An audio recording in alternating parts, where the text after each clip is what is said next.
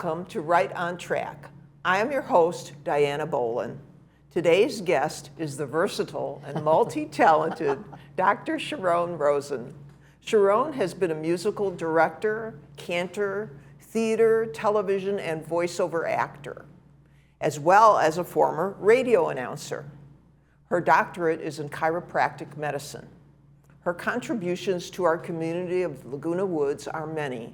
She was co-writer and actor for Tales from the Woods, which aired on TV6 for 4 years. She also is very active in many clubs here, including the Saddle Club, which raises money for the Equestrian Center, a facility dear to my heart. She performs regularly in Old Prose and Theater Guild productions. She also plays multiple instruments and sings with the Village String Band, the Feisty Women, and the Salt Creek Band. I'm sure I missed something. So let me introduce Sharon Rosen. Welcome to the show, Sharon. Thank you very much. It's a pleasure to be here. I'm glad you're here. Now, besides all those activities, you managed to write a 468-page book. It's that long. Yeah, it's that long. And it's called Bathsheba's Harp. Yes. So what inspired you to write that book? Well, it's funny. There are a lot of different directions that the inspiration came from. I had previously written and produced radio commercials for the different radio stations I worked for, so I always joked that my writing format was 30 and 60 seconds. And there were a few different inspirations. I read the books that deconstructed some Bible stories that were by Jonathan Kirsch, who used to be a columnist for the LA Times. They were very interesting. But I'm a huge fan of The Mists of Avalon, which is the story, the King Arthur story, but from the perspective of the women, and one woman in particular, and then it's everything that happened there. And I loved that book a lot, and the women's perspective.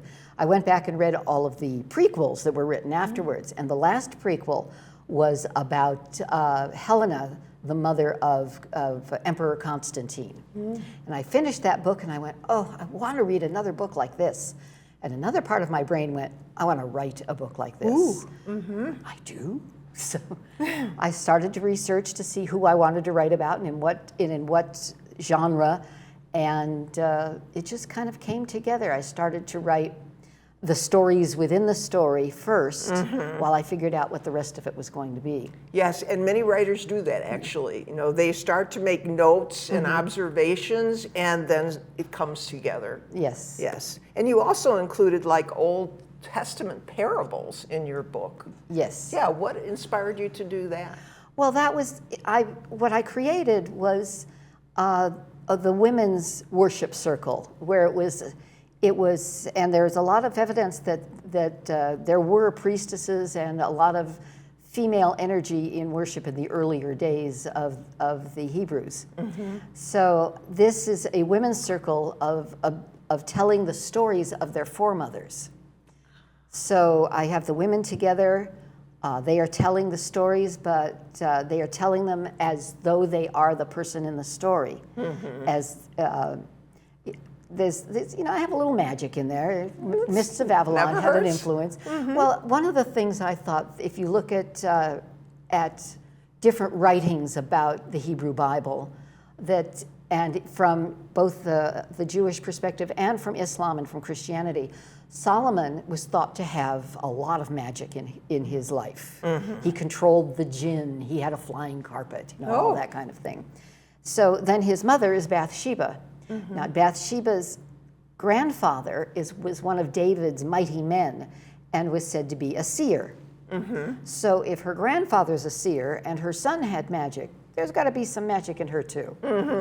So she and the other priestesses would channel the stories of their foremothers. So if they're telling the story of Ruth and Naomi, where you go, I will go, and your people will be my people. She channels Ruthie. I am Ruthie, this is where I'm from, this is what happened to me. So that's kind of where I got into how the stories were being told, and the ability to put lots of stories within the story, because there are women in the Bible, in the Hebrew Bible specifically, who don't have names, or Lot's wife. What's her name? So I gave them names, and I gave them their own stories. Yeah, because when I was looking at the genealogy of people in the Old Testament, a lot of them were just the men, Right. the men's names. Right. And it didn't even occur to me that the women didn't even have names. Right, exactly. Wow, fascinating. So there are writings about the Hebrew Bible called Mishnah, which is expanding the story of the character who's in the Bible.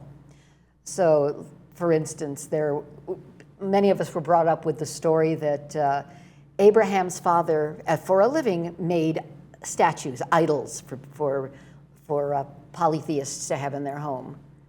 And that Abraham went and broke them all because it was an insult to God. So people go and look in the Bible for that story. That Bible's not there. That story's not there. The story's not there. But there are stories to expand and explain the character of the different people. So I've used stories from the Bible and made it from the woman's perspective, and used for their worship circle. There are said to be many aspects of God. Yes. And one of the names that's in the Bible that's used, specifically, it's used for when they're going through on the Exodus, and God is a pillar of fire by day and a pillar of fire by night and a pillar of smoke by day, and that particular aspect is referred to as the Shekhinah, which means divine presence, and is also explained as the female aspect of God. Because if you are religious, and I'm not, if you are religious and you believe that we are all made in God's image, that means men and women. And as you said in the book, we don't all show the same face to all people. Yes. We are different personalities with different people. So why can't the same be for the one who created us? Yes. They have a different face depending on who it is they're relating to. Is that, Amen is did good. you say? Yes, we invented amen. All right. I don't want to offend. Well, and there was some sensuality in your book, actually sexuality in your book. Lots of it. Lots of sexuality. And I mean, the implication is that there is sexuality in the Bible too. Lots of it. Yes. And that's Jonathan Kirsch's books. That's what got him inspired and then got me inspired. He said there are all these stories that you don't know all the details of because they didn't teach you that in Sunday school. For instance, Lot. Yes. And so for our audience, yes, just a quick review. Okay, so you know the story of Lot, Sodom and Gomorrah. They're all getting bombed. Lot and his daughters and his wife go out into the desert to find sanctuary because he was the most righteous man and going to be saved. And his wife turns around, even though they were told not to, and she turns into a pillar of salt. The end. Not the end. What happens after that is that Lot's daughters think, we three are the only people left on earth. If you and I are going to have babies, he's the only game in town. And that happened. Yes, yes. And I was searching for the meaning of that. And you told me, and correct me if I'm wrong, that, well, bad things happen. People make mistakes. Yes. Yes. Yes. And in my writing, they did it as daintily as they could, but Yes. but they did. Yes. And yes. a lot of stories like that. There's the story of Abraham and Sarah and Hagar, and Hagar had a baby with Abraham because Sarah hadn't been able to, and all sorts of things occurred, and Sarah wanted Abraham to banish Hagar and her child.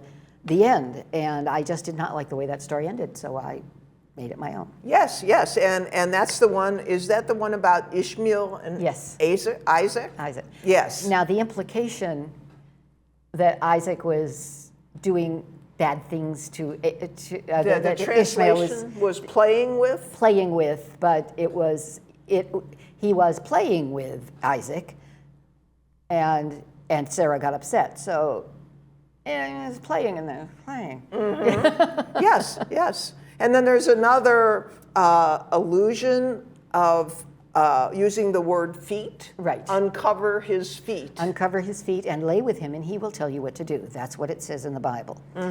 Any man out there knows the meaning of third leg. That's what that meant. Oh, yeah, I know. I didn't get that when I was reading No. it. Yeah, I really learned a lot by reading that, and my curiosity was piqued, But too. it's right there. Yes. It's right there. Yeah, that's amazing. I'll tell you, one of the things that was also kind of a backbench inspiration is many years ago when Dan Brown's book came out, I know. Da Vinci Code. Yes. The Da Vinci Code. And people were in an uproar about some of the things he had portrayed about religion. Mm-hmm. And I kept saying to people, there's a word on the cover here that's very important. It says novel. This is fiction. He can say anything he wants. Mm-hmm. And I'd say, for instance, if I said to you, the reason that Pharaoh was truly upset that Moses left was because growing up they had been gay lovers and now he was mad because Moses was leaving. If I wanted to say that, that's what I could say in a novel. I don't say that in this book. But and I expected people to go, oh yes, I see your point. What they said instead was, really? Pharaoh and Moses were lovers?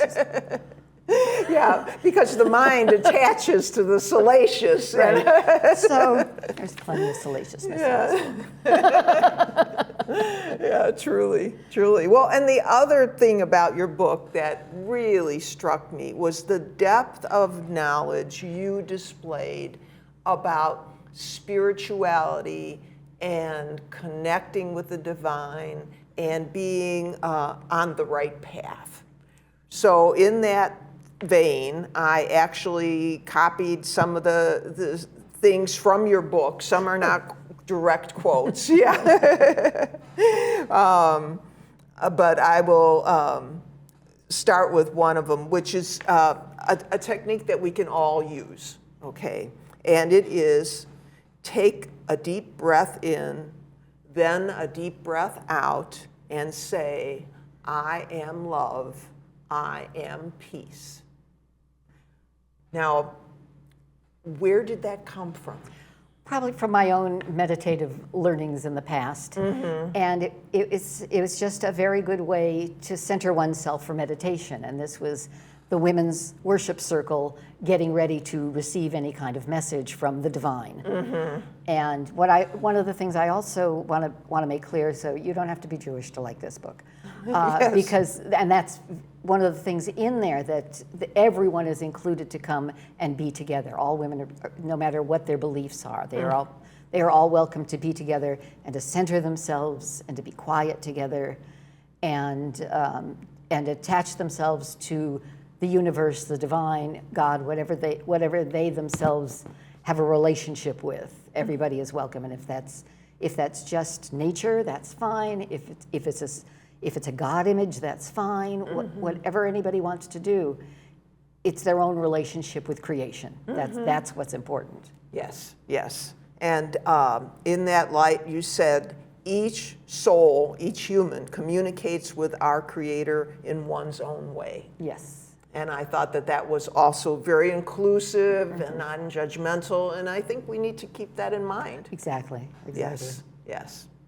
And then so another one that kind of spoke to me was in the light of grief and grieving.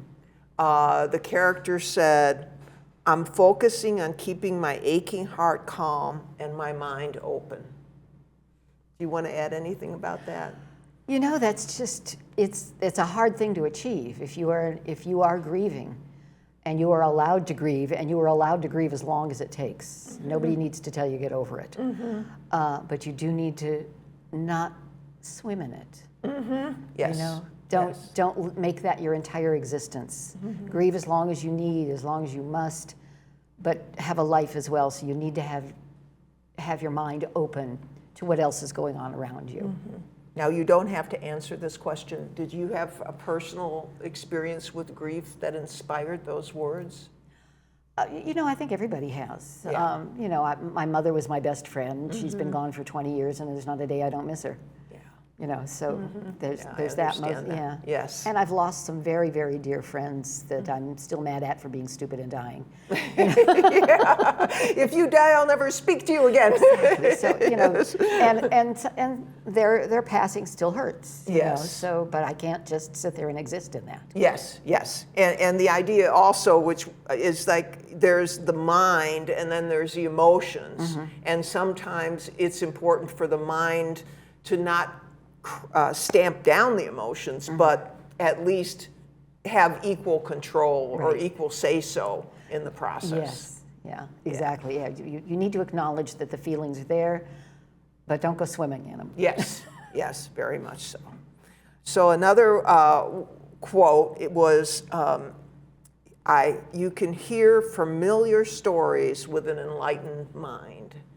And that's not quite a quote, actually, it's a paraphrase, but the point being that I think as we age, familiar stories take on new meaning. Yes. And usually more profound or deeper meaning. Whereas when we were young, we just take everything at surface value. Yes. As we get older, we go, I didn't realize that's it. Yeah. Look at that. Yeah, how insightful. And then there was one about preparing oneself for hearing the great universal spirit.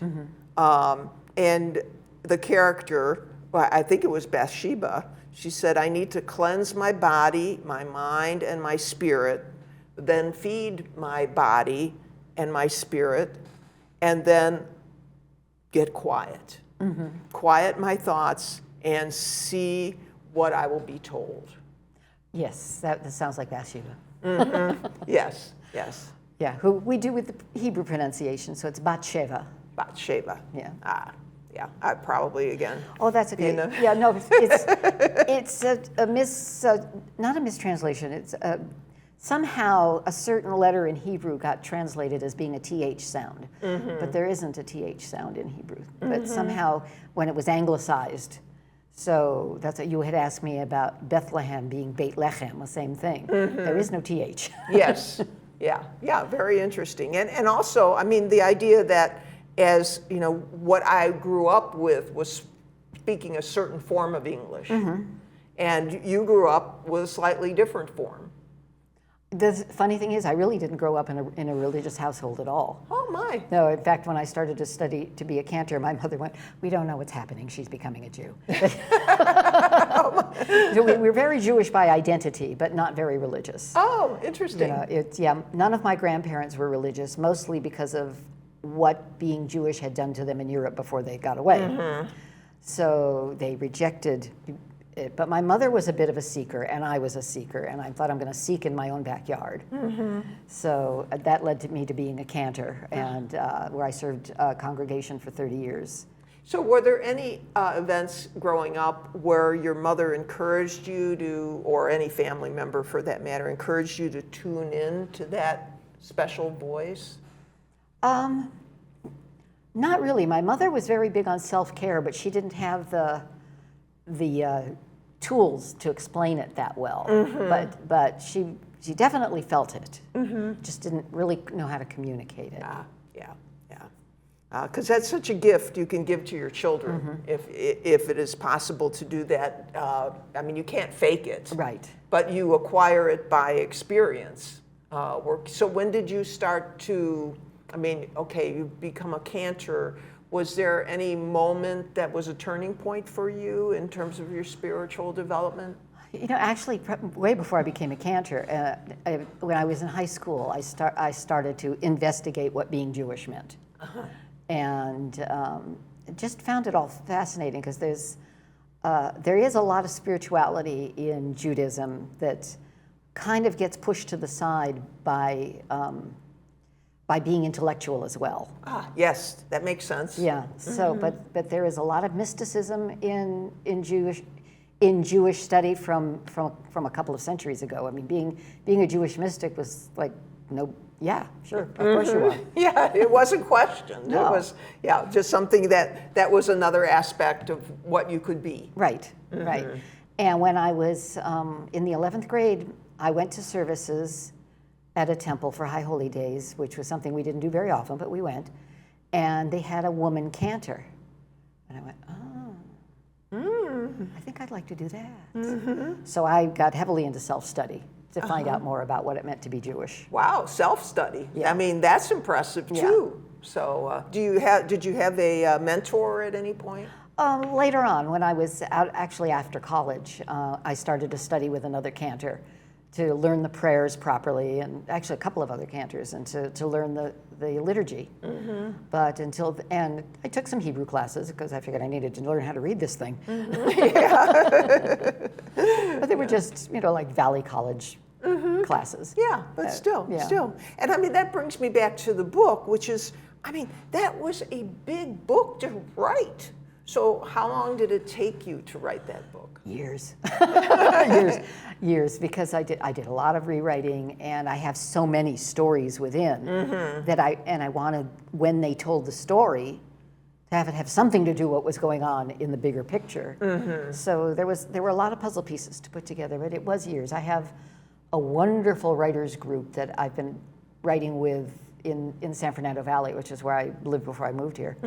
And we would meet once a month and read our stuff to each other and comment and critique. And I've lived here for 7 years, and I was doing that for several years before I moved here.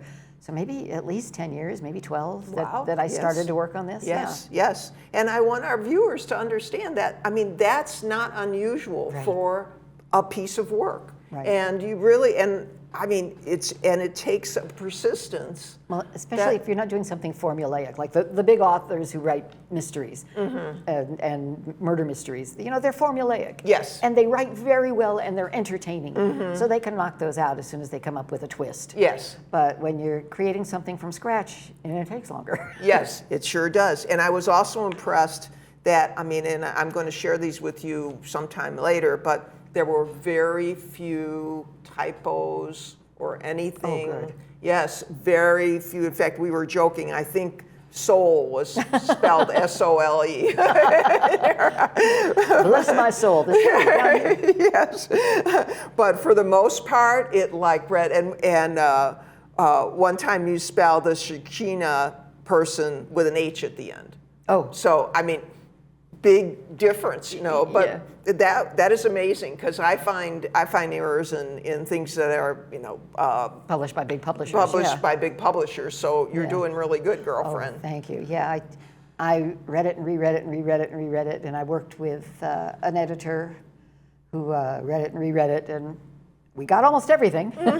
Yes, and working with a group is also important. Yes. Oh yeah, we throw out each. You left off a quote there. You left off. So we correct each other's punctuation and stuff constantly, and spelling. Yes, and it also helps you keep going. It's like going for a walk with a friend. I mean, it keeps you moving toward your goal. Yeah, and I was always the kid who did their homework at 4 o'clock in the morning the day it was due. So I need to be responsible to somebody else to get my work done. Yes, I understand. I only did my dissertation once it was right down to the wire. Got it. So I get it. Let me see if there's anything else. Oh, yes, I did want to say that, okay, I have my Kindle here, and I'm not really going to read from my Kindle, but we had there was an interesting thing, because your book is not displayed on Kindle as other Kindle books. Well, that's weird. It is weird, and I'm not saying this is your fault, but again, for our viewers who are thinking of presenting their work on Kindle, you have to get a copy of the Kindle version to see what it looks like, because there was some functionality that was missing, and I was surprised, but it could have been my Kindle, because at some point some of the functionality returned. Maybe I'll have to buy it for my Kindle and see. Yeah, right. Well, yes.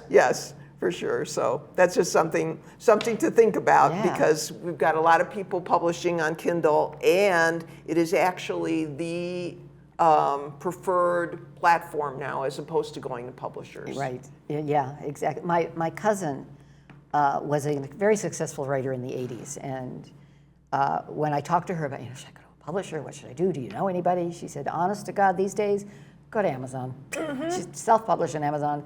Don't do the rest of it. Unless you're a known author, nobody's going to look at you. Yes. And if they do look at you, it's going to take 2 years before they actually publish it. Yes, yes. And along those lines, and then we'll wrap, publishers are looking for at least 500 sold copies. Now, one way to I think they can look at how many were sold, although it's an expensive service to actually have. But the other way is if you have 500 reviews. Well, I've got 10 so far. I know, and you'll get 10 one reviews. from me too. Thank you. Yeah, 50 copies or so sold, plus some that I've sold myself, and 10 reviews, all of which are pretty good. Yes, yes. Well, I think it's a good book. I enjoyed it. Thank you. And that concludes another episode of Right on Track, brought to you by the Publishing Club of Laguna Woods. Look for this show on Mondays at 10:30 and Thursdays at 4:30, right here on TV6. Thanks, Sharon. Thank you. And the staff here at TV6. May you follow your dreams with passion, persistence, and faith. See you again soon.